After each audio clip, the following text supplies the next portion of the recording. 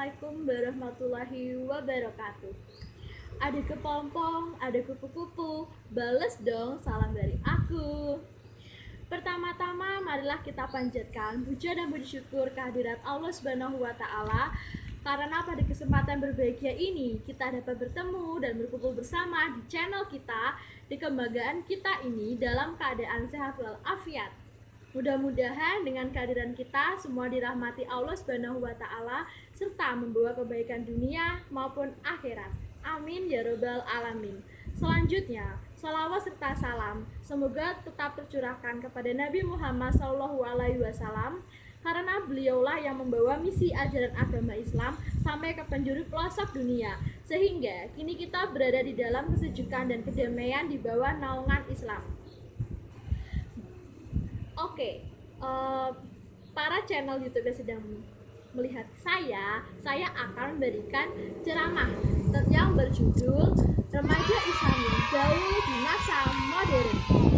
Remaja, pasti kita akan terbayang pada sosok anak yang sedang mengalami masa pubertas atau bisa dikenal dengan sebutan ABG. Remaja adalah generasi emas bagaikan harta kekayaan paling berbahagia bagi dunia. Mereka sebagai penerus bangsa, bahkan calon pemimpin dunia. Apabila terdapat remaja yang baik, dunia pun akan berseri menghadapi masa depan yang aman, tentram, dan penuh kedamaian.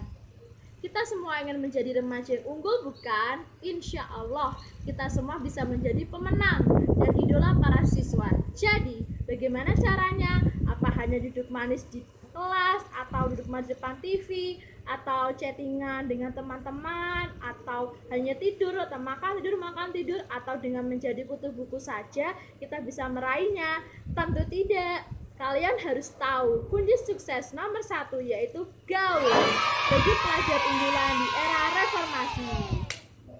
Cekidot. Halo. Lah, pelajar unggulan di era reformasi harus gaul. Kenapa begitu? Karena untuk meraih semuanya itu kita harus gaul. Bagaimana caranya? 1. Gaul dengan orang tua. Kenapa? Pasalnya remaja yang akrab dengan orang tua pasti akan mendapat ridho Allah yang lebih besar dari setiap doa tulus yang orang tua panjatkan.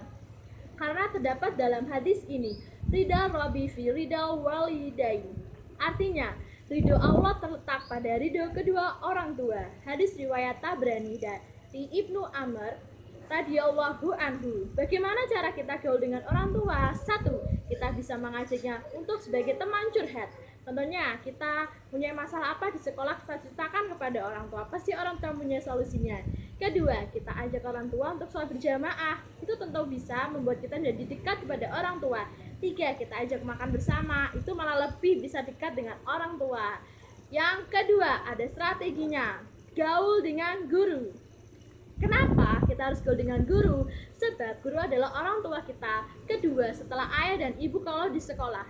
Kalau kita sudah guru-guru kita sudah meridhoi sama kita, bayangin aja betapa lancarnya mereka dalam mendidik kita dengan penuh kasih sayang, dan hasilnya sungguh banyak ilmu dan pengetahuan yang bisa kita dapat dari mereka.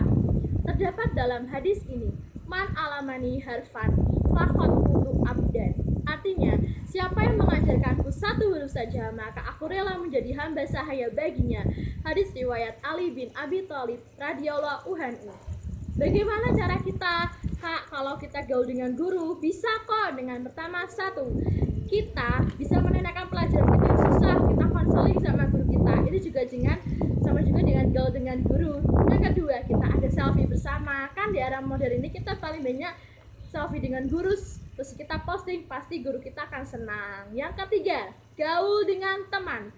Kenapa kita harus dengan teman? Karena kita lebih sering menghabiskan waktu dengan teman kan? Pastinya teman tuh bisa mengajar kita baik. Setelah teman ada teman tuh 2, teman yang baik, buruk, jahat, dan sebagainya. Teman sejati, kita bahas teman sejati ya guys. Teman sejati adalah teman yang saling mendukung, saling menguatkan, saling mensupport, saling menolong kita satu sama lain. Kalau Kak, gimana kalau kita punya teman yang hanya datang pada saat butuh, setelah kita butuh, kita sedih, dia nggak akan mau nolong, gimana? Ya sudah, kita doakan saja supaya orang itu tidak seperti itu lagi. Nah, kita juga harus berhati-hati dalam berteman. Tidak semua teman itu menjadikan kita baik guys lah. Kalau kita punya teman yang suzon, Masya Allah, jangan sampai kita punya berprasangka buruk juga terhadap teman kita. Dan jangan sampai dari kita mempunyai teman yang suzon, gak boleh ya. Oke teman-teman semua yang dirahmati Allah, semakin lama kita hidup, semakin jauh kita melangkah, semakin banyak yang kita tahu, semakin banyak godaan yang kita alami, semakin banyak cobaan kita hadapi. Tapi jangan sampai kita terjerumus dalam hal yang membuat kita rugi dari lahir maupun rugi dari batin, rugi dari dunia maupun akhirat. Makanya kita harus berhati-hati dalam berteman guys, jangan sampai kita salah jalur ya guys. Oke, kita lanjut ke second terakhir. Oke guys, cukup tadi saran-saran dari saya. Apabila saya mempunyai kekurangan kata, kelebihan kata, mohon dimaafkan. Wassalamualaikum warahmatullahi wabarakatuh. Dadah.